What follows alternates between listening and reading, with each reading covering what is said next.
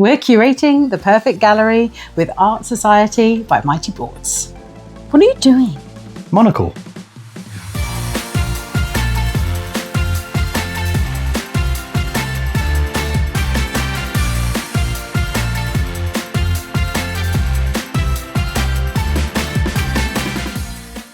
Welcome to Boxed Meeples. I'm Libby and this crazy camper is Julian. And today we are talking about Art Society by Mighty Boards Games. This is a game I first came across, I think, almost 2 years ago now. Yes. When it released at Essen. So for those of you who've been following the channel for a while, you might have seen it in that footage of on the floor at the show. It was the last game that I played on that Sunday. We just about squeezed it in, pretty much got thrown out of the hall as the show ended. And this is all about matching up your frames and getting different types of art and trying to score those points. Yeah, I was a little bit envious when I got to see you got to play this, because I remember at the time it was very much the talk of the town. It was one of the hot ones. Lots of people talking about Art Society and how it works so well with a quick play mechanism at larger player counts, which is often the kind of game we need. Kind of slightly thinky, but not so heavy that puts people off. So I think it is time for us to board it.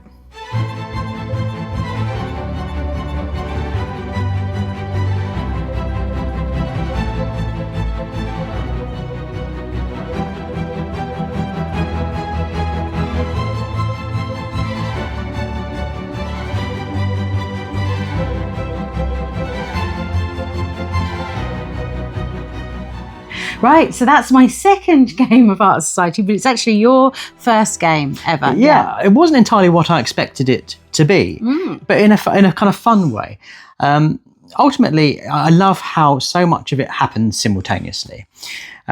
So essentially, you're passing around the plateau, the buffet of different possible art, to then enter into like an auction. And obviously, the higher you bid, the first dibs you have on the tiles. But you don't have that headache of how do I fill the space in my gallery? And to a certain extent, it felt like a kind of multiplayer patchwork, where in that game, obviously, you are trying to fill your necessary space as efficiently as possible. It's a similar thing in this, because that does trigger an end game along with various other conditions. But I love the fact that when they are being picked by the commissioner of the art, you don't know what is on the flip side of it. You just know what the shape is going to be. Yes. And the main puzzle of the game is working out which art you're going to put to touch other matching frames, but avoid similar art. If you do the matching frames part, you then get a decoration, which helps you fill in bits of your map and give you an endgame point. But obviously, there's that desire to fill in a whole spread. So going for those big tiles, that's good because it's going to fill in more and hopefully block off the corners, which are negative points, but they're problematic and they may not be what you need, and they may close off opportunities of being able to place certain frames in certain places. So it's all these decisions you have to make because you're picking.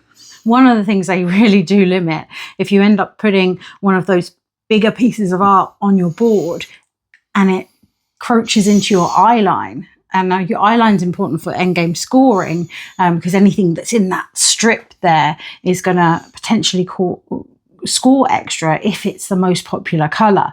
So you kind of either want to keep a real close eye on that popular colour. And I mean, we were saying sort of towards the end of the game, maybe we should have had a strategy which really left that eye line quite a bit later in the game, rather than kind of guessing and having a bit of a spread and trying to put as many pieces of art to try and sort of spread your odds, basically, of filling that out. It's such a clever dynamic, because obviously the one that isn't picked increases the value of all its other ones in that colour. So there's a temptation, if you have a lot of, say, blue out on your board that are going to score, ideally if they're on the island as well. Well, I now don't want other people to pick that. I want the blues to be left to maximise the points I have on here.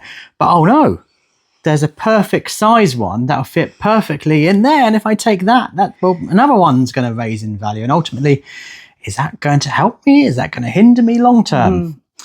And you find the perfect piece of art, the perfect framing, and the perfect little slot on your board, and it looks just right. And then you notice that it's the same type of art as the one next door to it, which would basically invalidate the scoring for both of those pieces of art. So it's like, right, okay, well, I can't now pick that, even though that was it was literally perfect.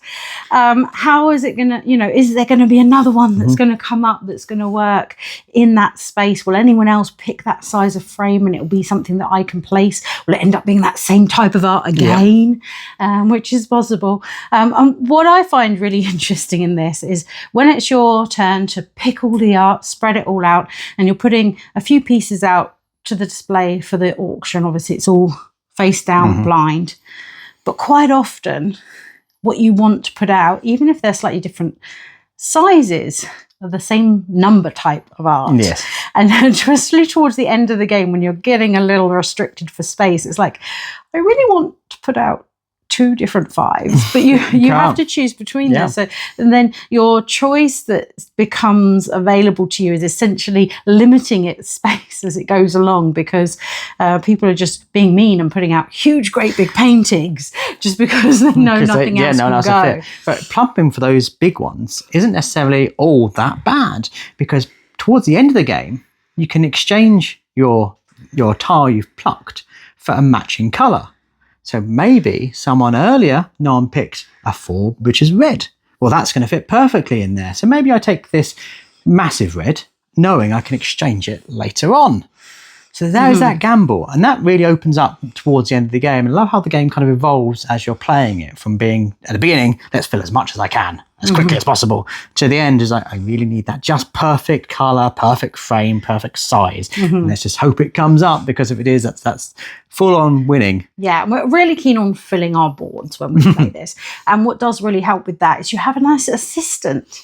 And they will not only hold pieces of art for you, which you're not sure if you want to place just yet, but they will also hold some of those little reward pieces that you have as well, if necessary, which will just fill up a few little spaces here and there.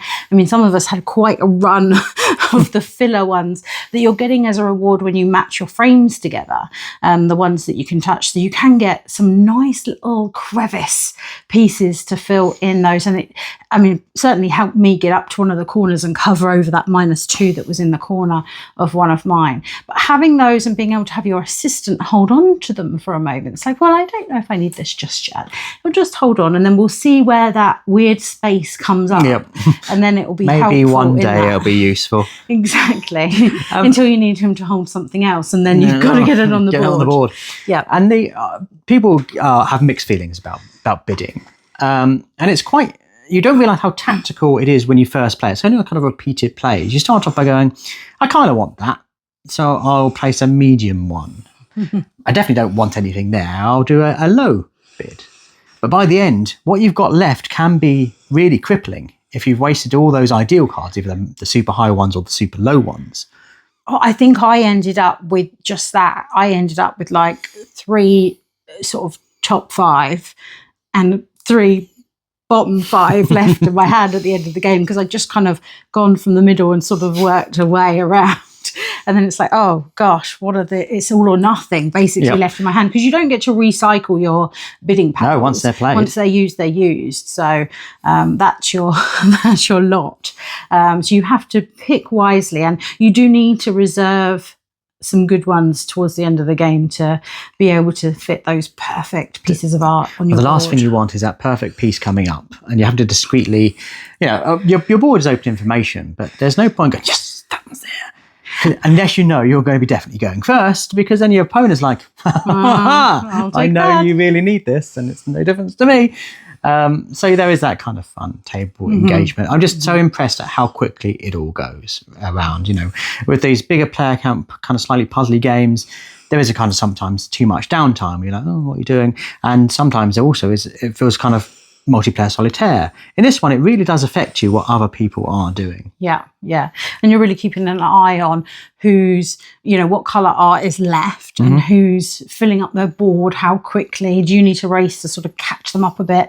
All of those things, it matters what they're up to. So for me, this is a puzzle game with lots of thought that initially doesn't seem as complicated as it ends up being. It's very simple. Very short rule book, but there is that complexity layer in there. Those are hard decisions to make, and having to make those quickly makes it really fun.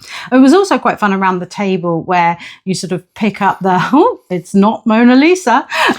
There's some, Some sort of slightly quirky, funny takes on traditional art that a lot of people are going to recognise, which I thought was a nice touch on within the frames. And it is a really lovely production with recessed boards. I mean, there's even a recessed cover, which is very don't get that interesting. nearly enough, and even a little gabble you can use. Yes. Just to bring order to the chaos of the auction. Sure. So if you are looking for a large player count, quick to play, thinky game, Art Society is a really great choice. And I suspect there's some expansions on the way for this. There are some expansions on the way. So if you already love it, or if you do fall in love with it, then keep your eyes open for that from Mighty Boards. A good place to buy this is, of course, your friendly local game store on Fast in the southeast of England. That is Chaos Cards. As always, there's a cheeky little discount code in the description, which you can use when you're buying some board games there to save yourself some money at the checkout. It is. That works for their online checkout. Online store. We are Boxed Meeples. If you're not yet subscribed, we would really love it if you do that. It does help the channel out enormously. We'd love to know in the comments if you have played Art Society. Did you enjoy it? What's your favourite piece of art? That'd be interesting too. Yeah, I'd love to hear from it. But as always, thanks so much for watching. Bye.